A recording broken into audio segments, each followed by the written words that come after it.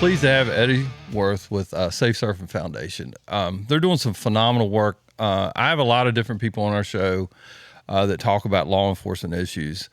I think it's really cool to have somebody that is working hand in hand with law enforcement, and instead of responding to a tragedy, you're trying to prevent it.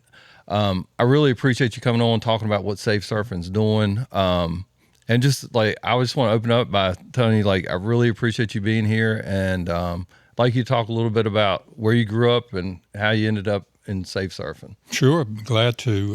And thanks for having me too. Absolutely. Safe surfing has been around since 1998. Okay. So we're still trying to get word out on how to properly educate our children and parents on internet safety. But kind of going back to my history, I went to Natural Bridge High School, graduated from Natural Bridge High School. The Rockets, right? Oh, Natural Bridge Rockets, yeah. Exactly. Yeah.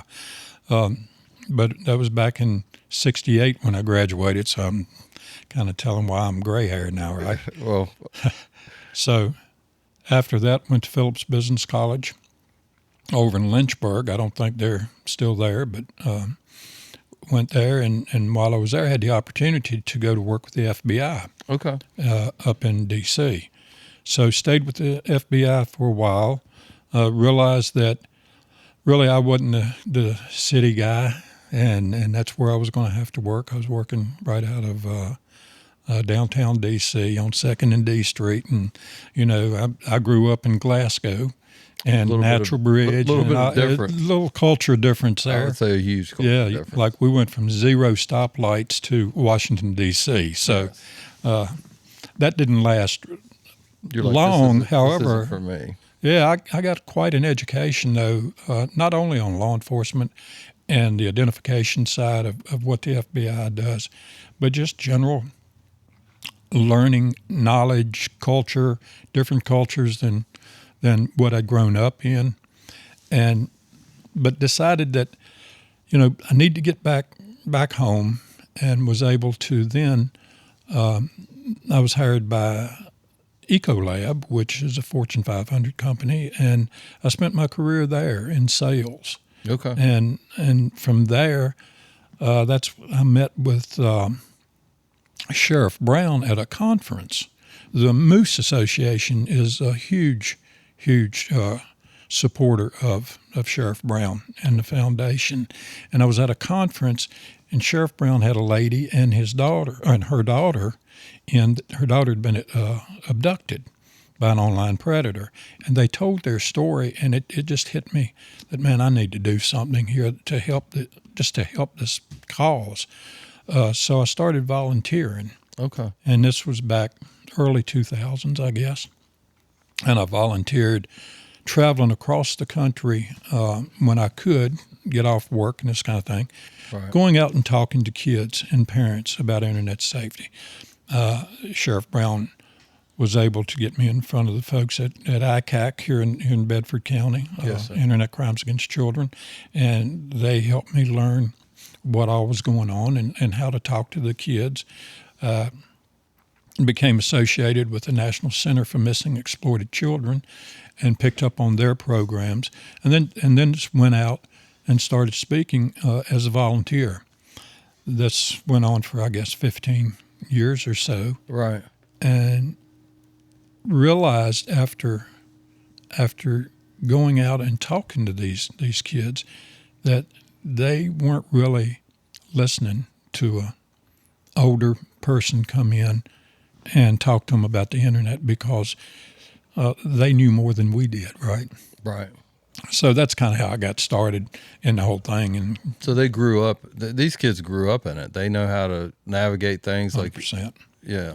100%. Back in 1998, that ICAC got started in 1996, and Sheriff Brown, Bedford County Sheriff's Office, was one of the first 10 ICAC task forces. I think they're still the only ICAC task force that operated by a local jurisdiction. They may be. There are 2 ICAC task forces in Virginia. The state police has one in Northern Virginia, and Bedford County has the one here. And there's 60, I believe there's 62 of them now across the country. That's really cool. But here's the problem. These guys, they're sitting behind the computers, guys and girls. God bless them.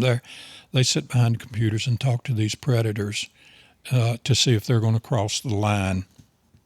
And that is so hard on these folks because they see and hear all these stories, and it's terrible what's going on out there. So you talked about the story that you heard that the child that had been abducted. Yeah. And we talk a lot about what law enforcement goes through. Just talk a little bit just on your knowledge of like what these investigators have to go through. It sounds really clean, like, hey, we have this chat and now I'll lock them up, but it's not that simple. It's not that simple at all.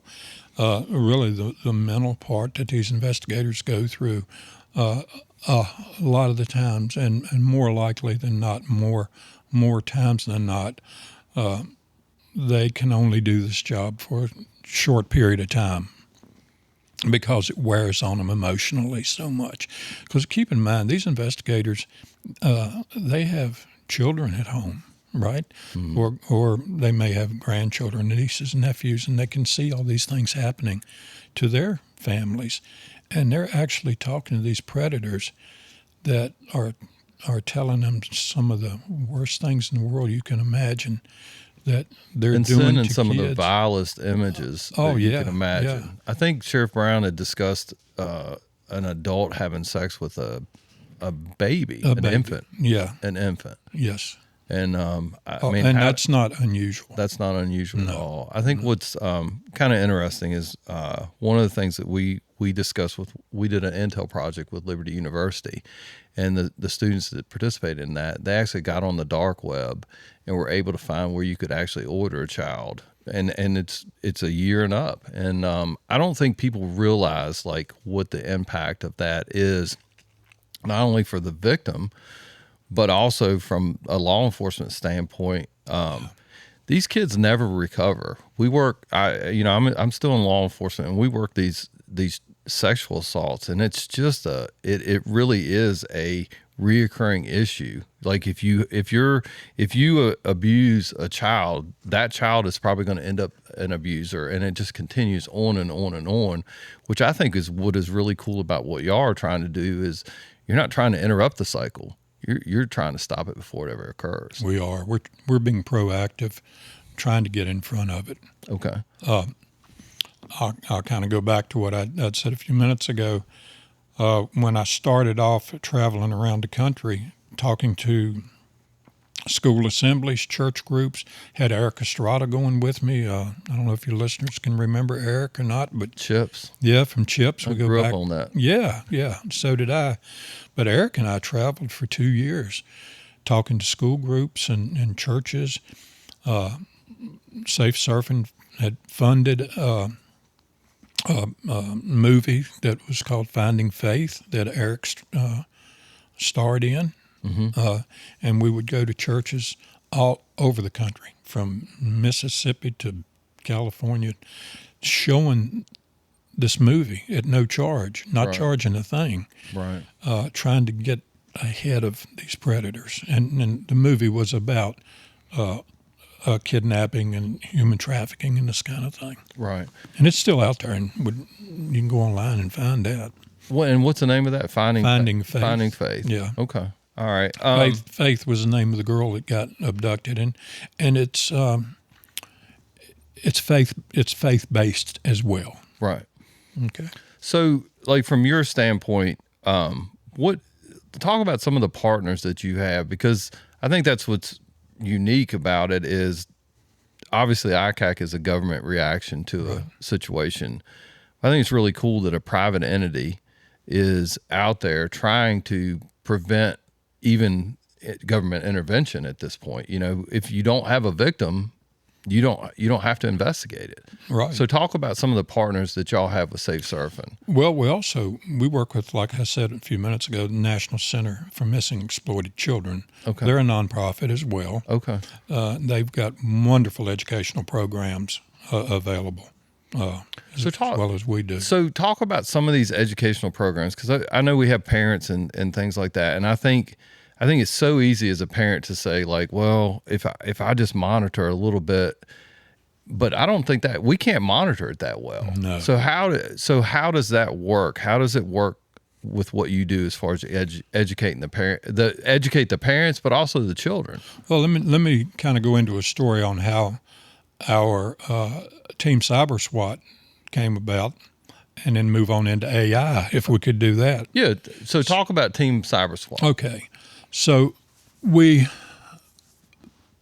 8-9 years ago now, realized after I came back in from a trip, Sheriff Brown was still the sheriff here, and I met him over in his office. And now Safe Surfin is a 501c3 nonprofit. Okay. Didn't have a lot of money. What money we did have came from private donors, and we volunteered a lot of our stuff. So for me to travel took some money, right? Especially if I'm going like to California and across the country. So I'd made several trips out and came back into the sheriff's office and was kind of debriefing my trip with him and Robin Sundquist, who was the co-founder with Sheriff Brown of Safe Surfin, and one of the other ladies in the office. And I was saying, look, I feel like we're spending a lot of money on my travel, even though I'm staying in the back of the airplane, Right. and We're not talking about 5-star. no, we're not. We're talking days in, Super 8, whatever. Right. If it was clean, I was there, Yes, right? sir. And then we'd go out and talk to these kids. And I came in one day, like I said earlier, we'd take Estrada. We'd taken Shaquille O'Neal. He was a supporter of us. And I came in and said, look, I don't know what to do. I don't feel like these kids are picking up what we're putting down out there, and we're not spending the money the best way we can. I just don't think they're listening to us. Right. And one of the ladies in the office, Janet, said, well, I've got 2 girls, and they don't listen to me either, but they listen to each other. Well, a light bulb kind of went off. Well, maybe we need to do a peer-to-peer program. Okay. So we teamed up with the National White Collar Crime Center out of Morgantown, West Virginia, and developed a program that we named Team Cyber SWAT. Okay. And the SWAT stands for Safety While Accessing Technology. Okay. And what we did was put together programs that the older kids in high school could pull from the program we had, whether it be sextortion, cyberbullying, human trafficking, social media, whatever's going on in their school. We would give them links to go out to where they could actually build their own presentation for them to give to the younger students. And we was very successful in getting that out to schools. So that's a huge resource that you already have everything in there, and all the kids had to do was go pull it, put their words to the presentation, and make it relevant for them. It did. Okay. And they listened. They started listening to kids. Well, that was great until COVID hit. Yeah. And once COVID hit, the kids went home from school. The bad guys went home from work. So we had the perfect storm. Now the predators are talking to the kids more and more, right? So can I stop you before? Because we're transitioning into the AI, correct? Mm-hmm. Okay. So let's talk a little bit more, because what you just explained is a very, very simple program, but like, how effective is it? Well, as COVID, yeah. So I'm just saying, from a cyber SWAT, like, because COVID is over, now we have kids that you can use it again, because you told me earlier about Rock Ridge County doing it. Yep. And so talk about what you've experienced from the cyber SWAT. Like, y'all have invested a tremendous amount of time and effort into this program and money. Yeah. And nobody's using it, but like, it is like this untapped, amazing resource. Well, Sheriff Brown's wife, Janet, is a professor, she's retired now, a professor at Liberty University. And Liberty has been a huge supporter of ours. And they granted Janet or gave her the opportunity to go out and interview kids at the schools that we had put it in on a pilot program. Okay. And we did 10 schools. So y'all actually did a evaluation. We did, yeah. And we're not talking about some random person. This is a doctor. No, we're talking about exactly, Brown. doctor psychology, right? Yes. So she got to 4 of the schools. Okay. I mean, we even were out in Wyoming, West Virginia, New York, Virginia, North Carolina, Tennessee. We had them spread out. So she got to 4 schools interviewing the kids there. Right. On Evaluate cyber SWAT. Yeah, after that it had been in place for a while, 3 months or whatever that was. And every kid, it was like each one of them had a script that they shared, and they didn't because they were all over the country. Every kid said, hey, we see where this works. We can tell in our school where the bullying has slowed down, that we can really measure this by what we see. And so it's working, right? Right. So we're all excited, and we're ready to rock and roll this thing out across the country. And that's when then COVID hit. But you still have that technology. We do. Oh yeah, we do. So Virginia, you just said Rockbridge is doing it. How many other jurisdictions are doing it in Virginia? Yeah, them. Yeah. So why, my question to you is, and maybe you can't answer it because to me, it doesn't make sense. I'm saying as a full-time investigator, a ton of my cases are involving we're talking about children sending nude photos to one another, things like that, which to me is probably what you're already covering, correct? Right. And you're talking about the ramifications long term, all these different things. And we're not talking about hey, I want to come in there and preach to you about this. We're saying we are empowering their community to do it themselves. So the school, the student in that school can get this program, make it their own, and deliver it to the other people in the school at no charge. And that's so why. A big issue. So can you tell me one good reason why you don't have parents kicking down doors saying Governor Youngkin became governor because people did not listen, Sure. in Northern Virginia. Right. They're like, hey, we want control over our kids. We want to figure out what's best for our kids. Why are we not doing this for the cybersecurity for these kids?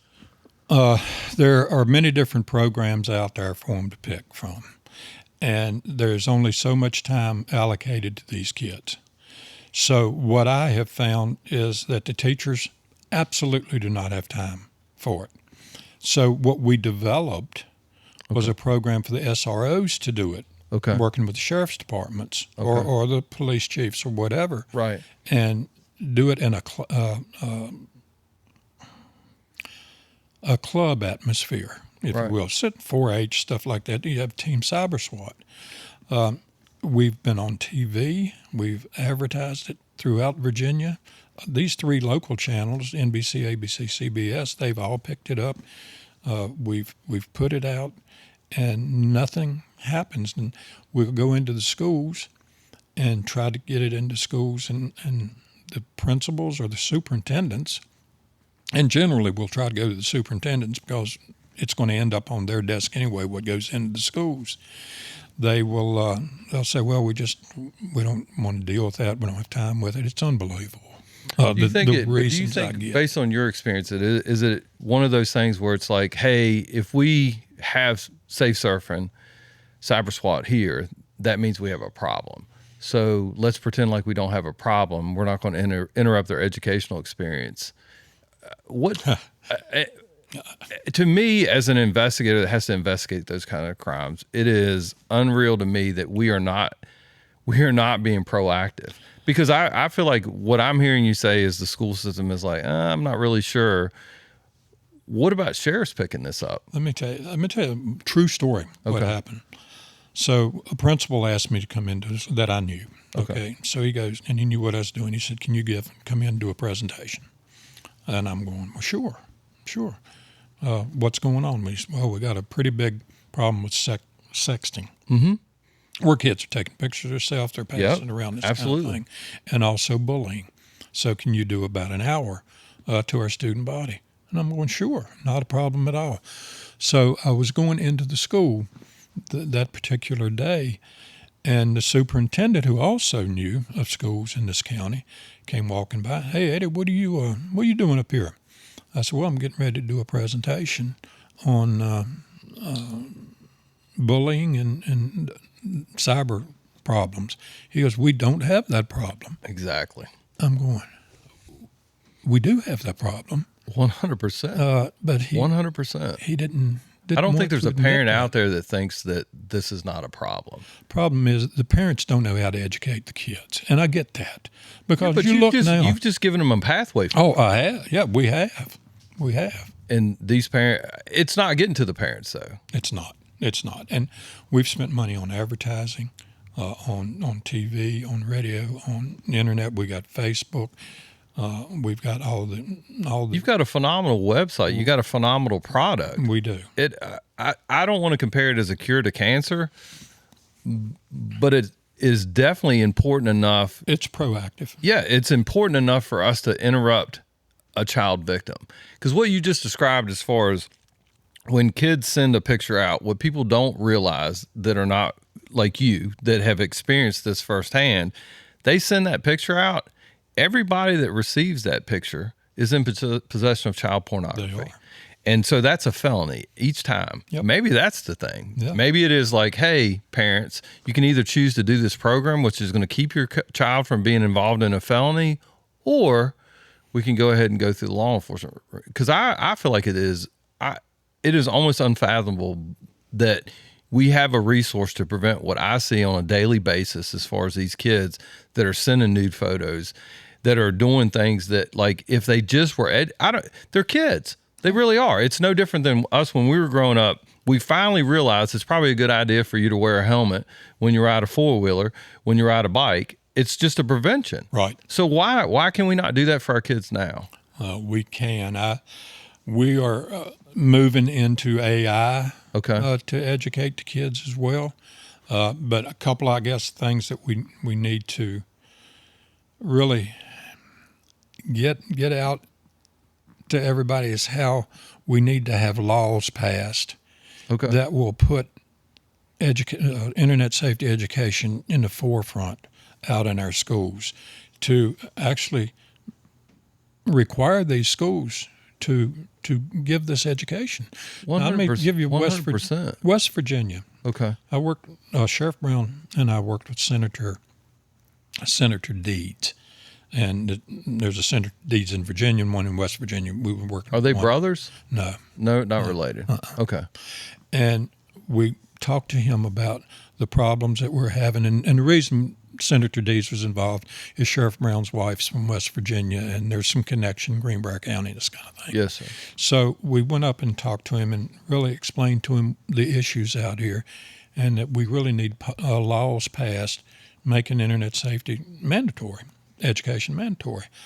And he said, okay. And within 1 year, Senator Deeds got the bill passed, Senate Bill 466 in West Virginia, making internet safety education mandatory in all public schools, grades 3 through 12. Every school in West Virginia. Every public school in West Virginia. Now, they wanted us to help them write up a curriculum on how to do that. We sat down with the Department of Education, and we helped them write it. So the West Virginia Department of Education. Yes. Okay. So they've been working great. We're rolling out our program. We can talk about it in a few minutes in August. August, I believe it's 18th. Okay. And we're I think we're a month away, right? Yes, sir. To rolling this program out to every kid, incorporating the Cyber SWAT program and a AI program as well up there. Now, we've met with Representative Walker from Lynchburg here, and Senator Stanley. Okay. So it's Smith Mountain Lake Road. Yes, sir. That area. And tried to put together a bill that the House and Senate could pass that would have some meat to it, that would actually mandate the program. Right. They haven't put the program together that has the meat in it.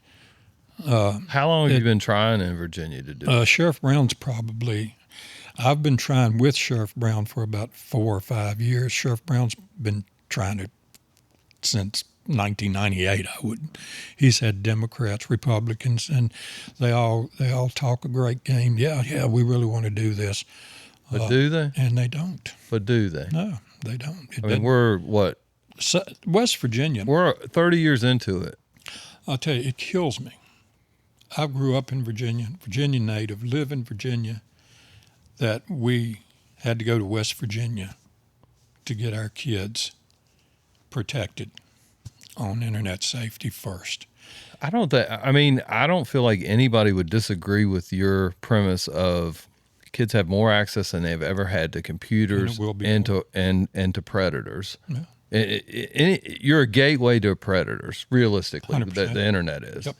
And you have a program to teach these. We send them to driver's ed Sure. to drive a car. Sure. And obviously, like, a car is a big, but so are these human beings and these children that become victims. And in some cases, I don't even think they know they're victims. They think that what they're doing is normal. Like, this is normal behavior. This is what happens. And I just cannot believe that you are giving this and nobody wants to take it. Unbelievable, isn't it? But that's a fact. This is like parents now, and you can go to any restaurant, take a Friday night in Roanoke, Lynchburg, Bedford, wherever, and just look around at the table of families. And there might be a mom and a dad and a brother and a sister. Well, all 4 of them have a phone, and they're all on it, texting, may even be texting each other. Who knows? Yes, sir. But, I mean, we're talking about kids that are 5, 6 years old having this device, untrained. It's like saying, okay, here are the keys to the car. Go figure out how to drive it. And they can't, right? Well, they know how to navigate. They know how to navigate, but they have no idea how to do it safely. They don't know how to do it safely, exactly. And I think that, like, to me, one of the things that is my biggest frustration with law enforcement is we are reactive. We will react, and we react in mass. I mean, like, we're really good at it. I mean, if you have a critical incident, we know people are coming and they're going to help you. Yeah. But that's after it happens. What about now when we have, like, something that is a problem? The numbers are there. So I know you said you don't know the numbers, but, like, if parents are interested in numbers like this, what are the resources they have to see how big a problem this is? Oh, go to the FBI's website. Okay. And just look under internet safety there. Okay. FBI statistics on because Homeland Security is doing something. Homeland too. Security's got it. All right, let's talk about Homeland Security a little bit. Okay. All right, what is Homeland Security doing? From what I can tell, nothing other than they're not being proactive in educating. So, but here's a problem. But they have teams that deal with that. But again, they have teams that react. That's it. That's it. Their funding is only allowing them to do that. And I'm gonna put it back on the Congress, the Senate, House Representatives. They've got to provide the manpower to be able to go out and educate the kids, right? And they don't have the money to do it. So the only money they've got is to take cases and see if being reactive, right? Right. So that's a huge problem. Like ICAC right now, if you talk to the commander here in Forest, I'm sure he'll tell you they're backed up like 2 years worth of cases. They don't have time to go after these guys. That's how far behind. And I hear this across the country. So we've got to get education into these schools, education that's meaningful. I mean, and your education product works. It does work. It works. It's been proven. And again, like, and forgive my ignorance, but, like, to me, as somebody that deals with it day in and day out, the fact that you have a solution that you can put in place now that will not just start now, but it'll the children today, 20 years from now, are going to still be able to, like, they're not going to be a victim. And if they're not a victim, they're not going to be a predator, if that makes sense. It does make sense. And so, like, you're breaking the cycle before it ever starts. You hit the nail right on the head. We've got to break that cycle. And education is the way to do it. And with this Team Cyber SWAT program that we're putting in schools, as well as our deputy program on the AI end of it, this is how we're structuring it for it to be an ongoing program from year to year to year to year. So the juniors and seniors in high school with the Team Cyber SWAT, they started off, they talked to kids in the lower grades. Those kids want to become part of their club, right? The Cyber SWAT club. And then when the seniors graduate, now the juniors are seniors and sophomores move up. So it just keeps going. And you got to have your sheriff's departments or your sheriff's offices and your police departments on board. And I haven't met one law enforcement agency yet that isn't on board with doing this. I've not had the first one that go, yep, we want to do this. So what would it, you said to have teeth, but my question to you is this, is so like what if in West Virginia, what is the cost to West Virginia to put your program in statewide? Well, right now, the Team Cyber SWAT program, there is no charge, period. Okay, we provide them the login to go to a website, Team Cyber SWAT website. We'll provide the login to the SRO, and the SRO, all we're asking them to do is to kind of keep the kids and herd them in the right place. Don't go off subject, this kind of thing. They give them the information for them to build the program, right? So everything that SRO programs are designed as a mentorship. That's exactly what you're doing. Exactly. They're a facilitator. That's all we ask them to do. Where I have seen it get sideways is where an SRO wants to run the program. And that's not the point. It's not the point at all. It's all about peer-to-peer. Now, in West Virginia, we're rolling out a pilot program with Skill. Okay. We've partnered with out of Dana Point, California. We partnered with them about 2 years ago. Okay. To create an artificial intelligence educational program based on peer-to-peer. Okay. And we finally got that program ready, spent several $1 million that you Safe Surfin spent that money. No, we've spent a great deal of money, not that amount, but we've spent a couple of $100,000 to. You basically donated that money to get it rolling to help build this, and they've put a program they named Deputy, to where a child can actually have an app on their phone that they can actually talk to an influencer. So if they're having an issue, let's say they've been approached online by someone that wants them to send a picture. Right. Well, that kid can go online and to this Deputy app and go, here's what's happening. I'm talking to someone, I don't really know them, but they want me to send a picture, and they'll send a picture and this kind of thing. What should I do? And immediately this person, if you will, which is a AI, will give them the proper direction on what to do. Okay. Number one, you don't want to do that. Here's some other options. Talk to your parents, talk to law enforcement, trusted adult, whatever.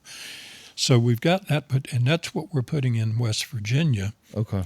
In addition to the Cyber SWAT program for a 2-year test program. Okay. And that's going to be no charge starting off with them as a pilot. But it's going to eventually be a $10 per student per year to be able to get on it. And it's going on their Chromebooks in school as well, to where we're putting a game program, if you will, in front of the kids. And they will be asked a series of questions concerning whether it's cyberbullying, human trafficking, sex extortion, whatever it might be. And they've got 3 options to choose, and it'll be 7 different questions. They've got several options to choose, and when they get it wrong, then they have to go back and revisit it until they get it right, the answer right. And then the teacher will be able to get a report from us grading the child on how well they did. So it's not just a educational without something on the back end to realize that this kid actually learned how to be safe. Exactly, and that's what we're doing. It's not just a blank. It's just not a blanket thing like, hey, we're going to throw this program out there and see if it works. You are actually testing it to make sure it works right. This is going to be measurable. Okay. I think it's got to be measurable, and what our I don't want to say our hope, but our expectation is that this program will take off and other states see it and see the value in it and be able to get started. Even if we just start with a program that's no charge, let's get it going.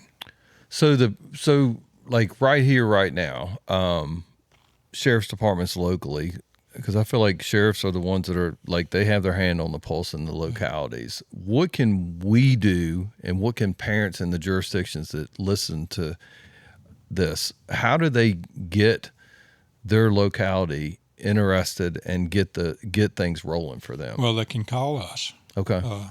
And go to our website at Safe Surfin, and it's SURFIN, no G on the end. Okay. .org. Yeah, our phone number, the whole thing would be on your link. I just think that this is something that I would like to personally get involved in to like get this pushing down the track, because like I have a really small voice, but I can be loud. Yeah. And so like from my standpoint as a law enforcement officer, I think it's a disgrace, honestly, that we won't, not as a state and as a community, won't get out there and go, hey, we have a problem.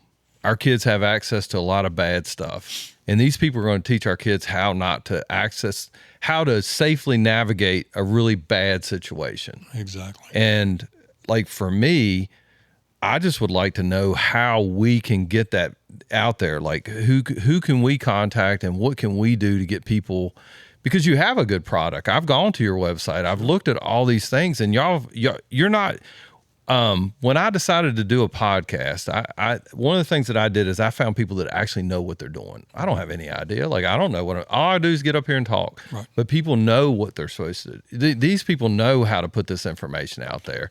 And so I want to know how we can you've gone with the best of the best. Yeah. The stuff that you have online, it's not like somebody made it in their garage. It is cutting edge information. And so like for me is, how do we get that information? First of all, let parents know like, hey, you have an alternative. You can actually push this information out to your kids today. Put this information out to your kids. Keep your kids safe today, not tomorrow. They can go to your website right now and they can learn how to navigate this safely. Right. We've got several different tabs that I would recommend using off our website to be educated yourself. Okay. We've got a book that lists frequently asked questions. Okay. It's about 7, 8, 10-page booklet. Okay.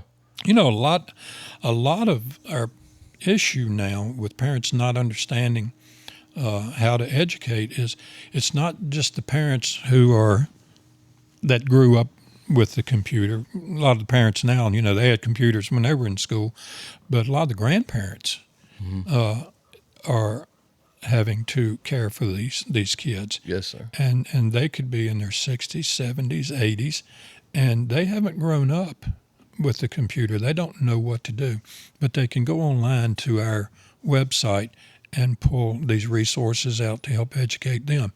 But we need these parents to go to the school superintendents, to the school principals, to the sheriff's offices, and say, look, we know there's a program out there. It works. It's a great program. And to get it in your school, it's free. And it doesn't cost what in the world? Y'all have already invested. Y'all have taken the brunt of the investment in developing this information and technology. We have. You just need people to do it. Yep, that's it. Well, we'll definitely link all that stuff because, like, for me, as someone that has to investigate this stuff, it doesn't make sense. It really doesn't. It's missing. Something is missing. You've clearly identified a problem. I think I don't think anybody's going to argue that point that these kids are more exposed than they've ever been. Here's what's unbelievable. We rarely get phone calls to come in to, hey, can you come to our school? Can you do this? Come in and help educate the kids, unless something happens in the community. Once a child gets abducted or a sextortion problem arises that's hit the news, we hear nothing. Once that happens, our phone starts ringing off the hook. Hey, can you come over and do a program? It's like a one-time presentation is going to fix it, and that is not going to work. I mean, it's almost like it's almost like saying, like, hey, we're going to educate our kids. We're going to show up on day one and tell them they're starting school, and then at the end of it, we're going to give them their diploma and tell them we enjoyed their time. It doesn't work. You have to invest, and I feel like y'all have made the investment. You've developed technology and information that really works. It's just getting people to buy off on it. We have. So talk a little bit about the legislative side of it, because, like, for me, maybe just talk about the process of you talked about Delegate Walker. You've talked about another Senator Stanley. Yeah, you've talked about them, but what exactly has transpired with them? Well, here's what will happen, and this has happened in several states that I've been to. It's not just Virginia. Okay.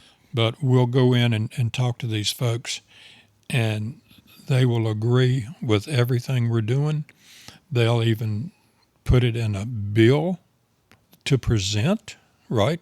Mm-hmm. Just the way West Virginia actually did it. So they already have the. We give them the whole format. Here's what's worked. We help them write the bill that we know will work, and they get all excited and go, "Yep, we're gonna present this," and they will in session. And by the time it comes out of committee, it has been butchered. So what committee? What committee in Virginia? Education would be one. I'm not sure how many different committees these things go through, but at the end result is there's no meat. There's just no teeth to it. So let me ask you this, and this is just me thinking out loud. SROs. Ever since Uvalde, there's been a push to put SROs in schools, and from a protection standpoint, as a deterrent. Why is there any reason why we can't get our SROs to start doing this that you can think of? No. Not at all. All right. So tomorrow, if I have a conversation with the sheriff and I say, "Hey, the Safe Surfin model, you need to look at this." Mm-hmm. What are the steps for that, sheriff, to get it implemented in this school year? First thing you would have to do is go to the school and say, "Look, there's a program that I'd like to see implemented on internet safety. Our people will run it for you. Mm-hmm. All we ask is that you provide time for us to do it." And what I'm finding out is all the schools have a block time that they can have, whether it's 4-H, FFA, mm-hmm. The different clubs. So you could work Team Cyber SWAT right into a block time. Okay. And there's your time to do it. Okay. And then we would provide the SRO with the entire toolbox. Okay. And explain how to go through and present it to the kids. The one thing that has really worked is when we go into the schools, we try to find the most popular kid, and they're out there. Every school has. No, you got a spokesperson. You've got someone out there that everybody kind of looks up to, right? Right. Sometimes it might be the quarterback on the football team or the captain or a cheerleader or whoever it may be. But you get that person involved, mm-hmm. explain to them exactly what you want to do. Right. And they start talking to their friends and creating this club. You can even set it up with a president and vice president and this kind of thing to make it a real deal. And what I've recommended that's worked is that they go out and talk to Wendy's, Hardee's, McDonald's, some of the fast food restaurant chains, and say, hey, this is what we're doing. Would you be able to provide us with, say, 20 breakfast biscuits to start up our club? And we're going to announce that, hey, we're going to start this club. It's on cyber education. Like for you to join. Oh, by the way, we're having free McDonald's biscuits or whatever, whatever it may be. Well, once they hear there's food, kind of like cops, right? Yeah, we like to eat.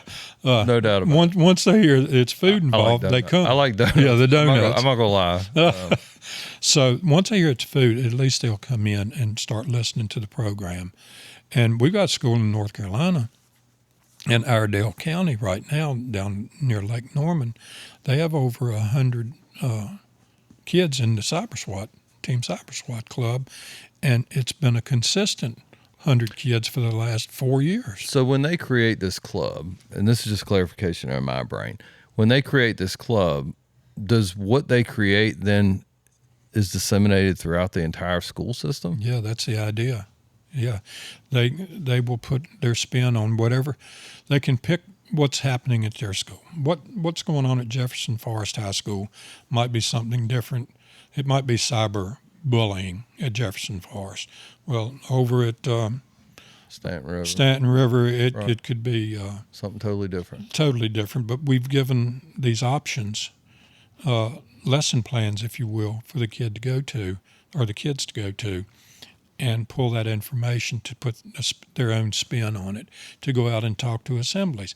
They can even go down into the elementary schools and talk to these kids. Everything is age appropriate. So let me ask you this, and this might be a stab that might come back and work poorly for me. But let me ask you a question.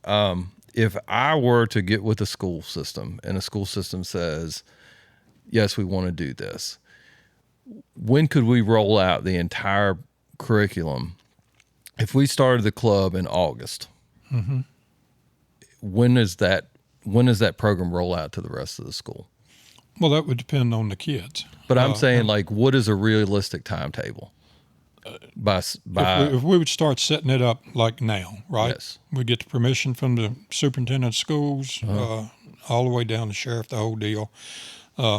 We would send them the login to the website, to the toolbox. We've got an onboarding training right on that video, and they could start it immediately. It would be realistic for the first meeting to be in September, October, something like that. And so let me ask you, so like my thought process is this, is there a way, if we create this club, that these students are given some type of, and I guess that's up to the individual school system, but if an individual school system says, if you do this project, this is considered a positive and you get school credit for it. Is that possible? I'm just curious. I'm just trying to think of like the motivations, because one of the things that I learned with the Gen Zers that we have, like these college kids that we're dealing with, they have a miraculous ability to navigate and put things out there. And if you give them the guardrails, they'll roll with it. Oh yeah. And so like for me, my thought process is this, is like, go to a school system and say, hey, look, we're going to get this club started. Your entire population in your school is going to get internet safety training, peer-to-peer training by the end of this fiscal school year. We do active shooter training, and that's, I almost said a bad word, but that is reactive. That's reactive. It has already happened. How many victims, that's what I'd like to do, is I'd like to put out how many victims do you have in that community in that time frame. It's not like, hey, let's see if we can take our time and get this started. No, it's happening every day. And so especially after COVID, these kids were left alone in the house. Right. The schools gave them a computer to go out there and connect. But who were they connecting to? It was the perfect storm. Yes, 100%. And so like with that in mind, like I don't feel like there is a sense of urgency in our school systems to say, we have got to get out there and get this information out there now. And here's an entity that has invested a lot of time and effort and have done it in a really wise way. Let's push this information out there. Like this is a critical type of, and it is critical 100%, because these kids, like every single day that one of these kids sends a picture out there, they're a victim. The kids that they send it to are victims. They might not realize it until they're 20, 25 years old. And they're like, oh my gosh, like that picture's still out there. Oh, well, when they're applying for jobs, a majority or all your larger companies now are checking their social media accounts for sure. So if they can put this program together, the kids that are driving it, they can certainly use that on their resume, not only for jobs, but for college as well. I created this space for kids. 100% of the kids in this particular county exactly have been educated on what needs to happen. That's right. And tell me that won't look good on your college. So let me ask you this. Let's say the school says, like, no, we're not going to do this, because they have. Mm-hmm. Yeah. What if this club met somewhere else, got the curriculum together, and then presented it to the school board January 1st? Could easily do that. Sure. And then I had to go let them go and say, we don't want our kids. These kids have worked really hard on this project. This information is ready to flow out there. Go ahead and tell them we're not going to allow our students to have access to this information. That would be beautiful. It certainly would, and we will certainly support them from our office, 100%, giving them anything we can to help them. But that's not unreasonable, right? No, not at all. It's not unreasonable if we identify kids in a particular jurisdiction like that are like, hey, I don't want this to happen. Like this happened to me. I don't want it to happen. We need to educate our kids. So it's grade 3 through 12, and we can even go to kindergarten with by using the NetSmarts program that we incorporate into Team Cyber SWAT. They have a program from K through 6 using animated characters, if you will, to help educate the kids.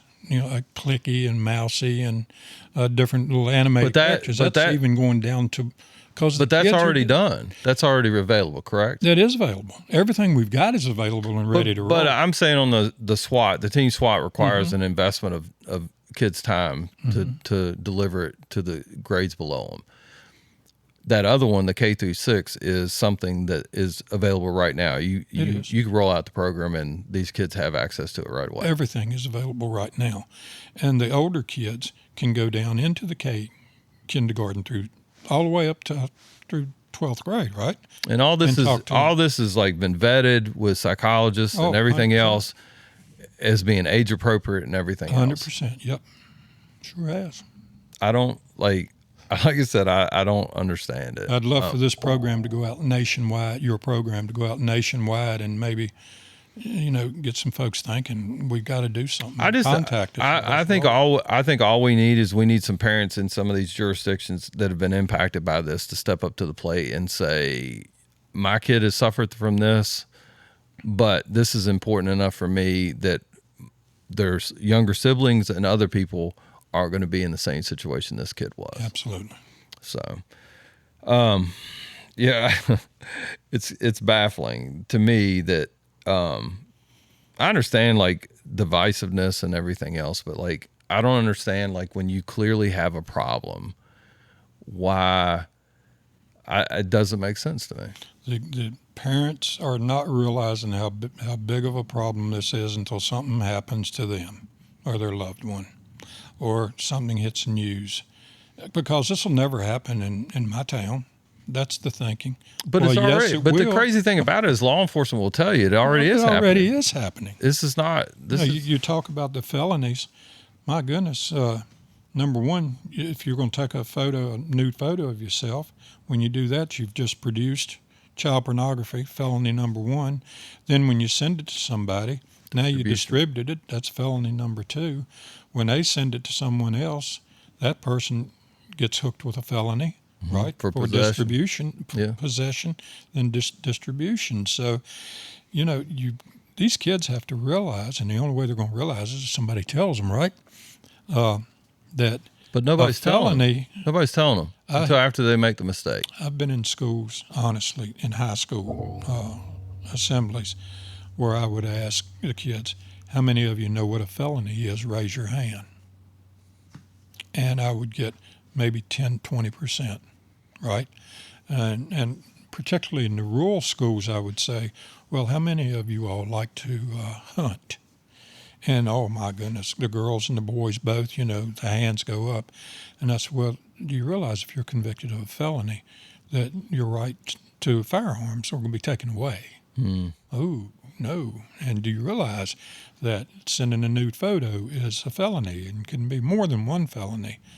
And that gets their attention that, okay, now, man, I don't want you taking my guns away, right? Right. Do you know you're not going to be able to vote?